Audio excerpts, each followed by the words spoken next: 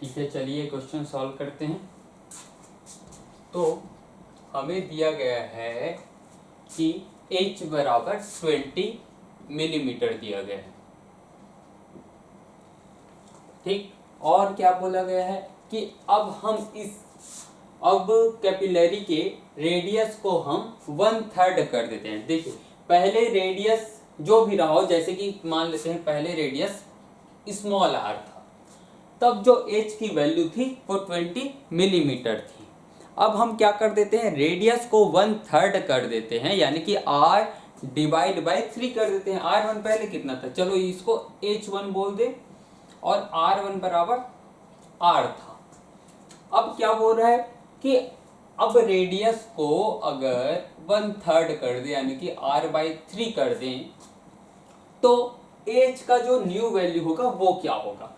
पहले capillary height कितना था, 20 मिलीमीटर। अब रेडियस को 1/3 कर दें तो कैपिलरी हाइट कितना हो जाएगा, ये हमें बताना है।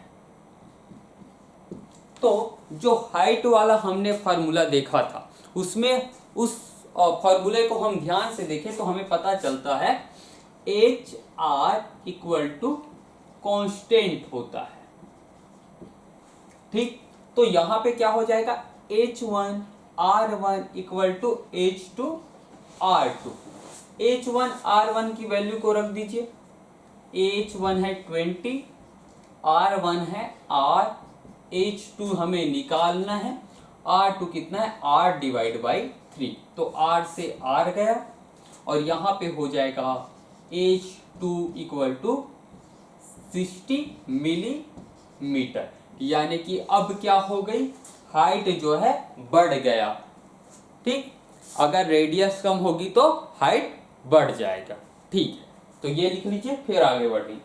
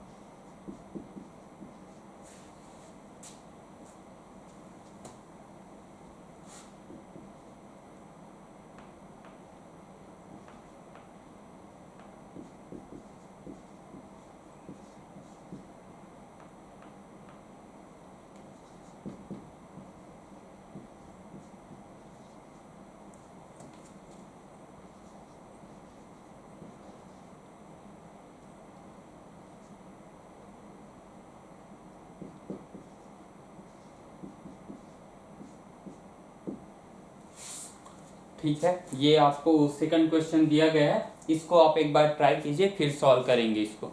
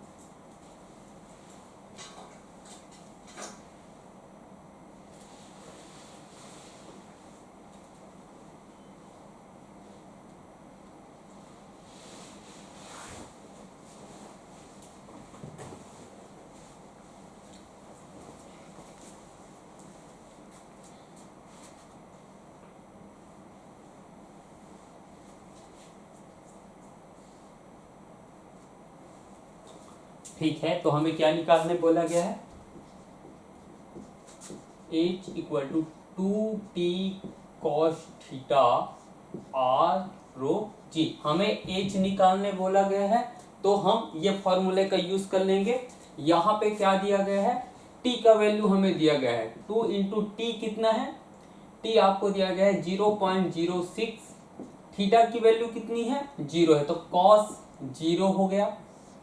आर की वैल्यू कितनी हो जाएगी, देखिए यहाँ पे डायमीटर दिया गया और आर क्या है हमारा, रेडियस है, तो हम क्या कर देंगे इसको 1/2, इसका हाफ कर दिया और मिलीमीटर में दिया, इसको मीटर में अगर कन्वर्ट कर ले तो क्या होगा 10⁻³ रो कितना होगा, रो होगा वाटर के लिए 10⁻3, जी को हम 10 ले लेते हैं।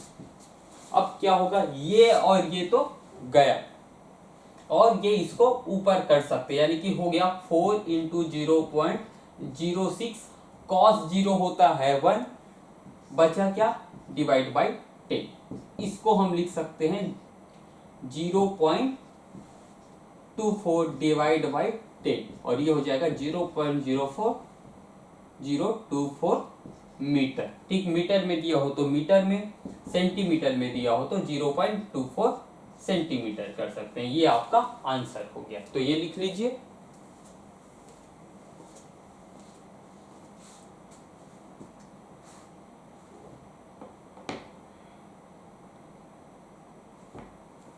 ये हो जाएगा आपका 2.4 होगा ये आपका, सेंटीमीटर में अगर कन्वर्ट कर ले तो।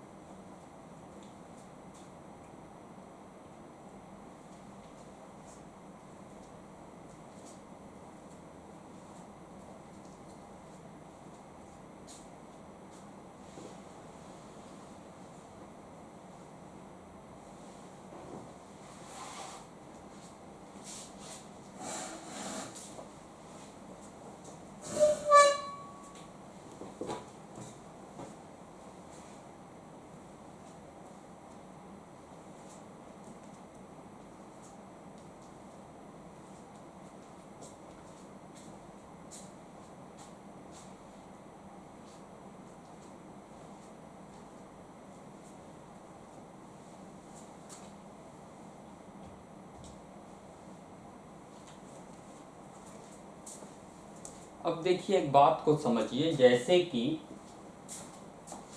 ये आपका ट्यूब है, ये यहाँ तक इस पे पानी भरा हुआ है और यहाँ तक इसकी हाइट है। चलो ये हाइट मान लेता हूं कि 5 सेंटीमीटर है। अब अगर मैं ये हाइट को क्या करूं कि कम कर दूं किसी भी तरीके से, दो तरीके से कम कर सकता हूं। पहला तरीका क्या कि मैं पाइप को बीच से काट देता हूं, मान लेता हूं कि यहाँ पे 3 सेंटीमीटर हाइट पे इसको काट दिया, ये 5 सेंटीमीटर था यहाँ तक। अब मैंने यहाँ से यहाँ तक इसको कहाँ 3 सेंटीमीटर हाइट पे काट दिया, तो क्या होना चाहिए, तो पानी तो 5 सेंटीमीटर तक जाता है, लेकिन मैंने इसको 3 सेंटीमीटर तक काट दिया, तो क्या होना चाहिए, ये जो पानी है ये यहाँ से ऊपर से निकलना चाहिए फुहारे की तरह। ठीक है। अब देखो हुआ क्या कि मैंने एक पाइप लिया और उसको पानी में डाल दिया, जिसकी हाइट कितनी थी, हमने सब कुछ कैलकुलेट किया कि ट्यूब में कितना हाइट होना चाहिए, 5 होना चाहिए, जैसे जो हमारा फार्मूला होता है H equal to 2T cos theta divide by R rho G. मैंने कैलकुलेट किया कि वाटर का T इतना है, थीटा इतना है, आर इतना है जो हमने ट्यूब लिया, डेंसिटी वाटर का इतना है, जी इतना है। हमने कैलकुलेट किया कि एज बराबर 5 सेंटीमीटर, लेकिन मैं पाइप का हाइट ही इतना रखता हूं कि वो 5 जाए मत, 4 चला जाए, 3 चला जाए, तो क्या होगा, तो होना ये चाहिए कि जो पानी है धीरे धीरे जैसे ही पाइप को डालूंगा खुद ब खुद ऊपर की ओर जाएगा और यहाँ ऊपर से नीचे की ओर आ जाना चाहिए।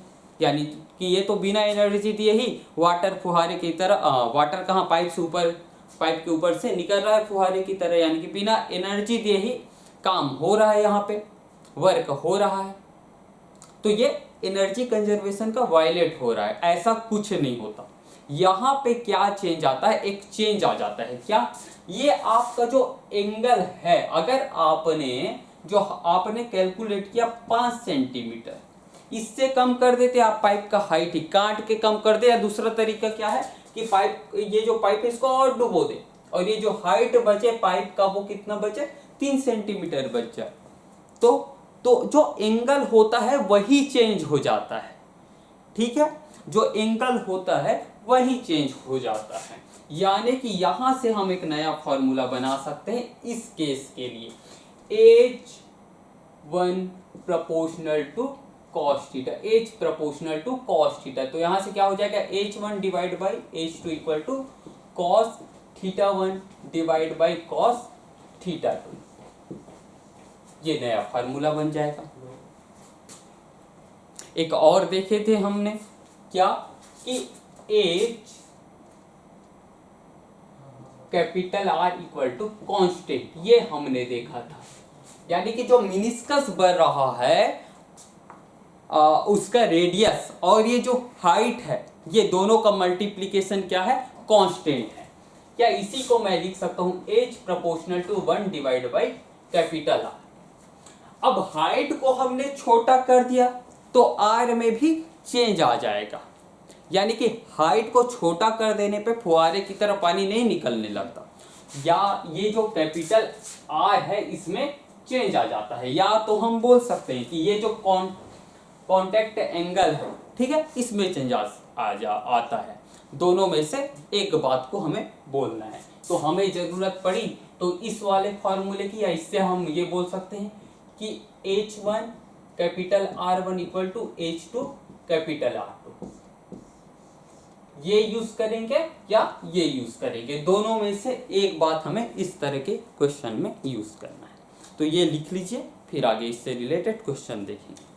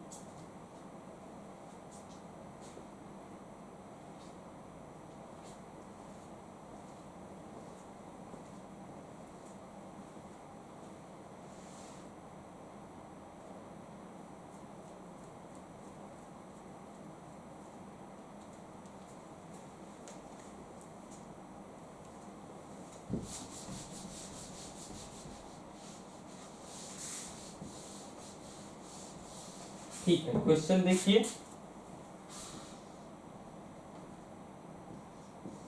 चलो मान लेते हैं कि हमने एक लिक्विड में एक ट्यूब को डुबो दिया, ठीक, और हमने देखा कि जो हाइट है लिक्विड का, जो हाइट गया है वो कहाँ तक गया है, वो गया आपका 2 सेंटीमीटर मान लीजिए। और जो लिक्विड और सॉलिड के बीच जो रियल में जो कांटेक्ट एंगल है वो कितना है, 0 डिग्री मान लीजिए।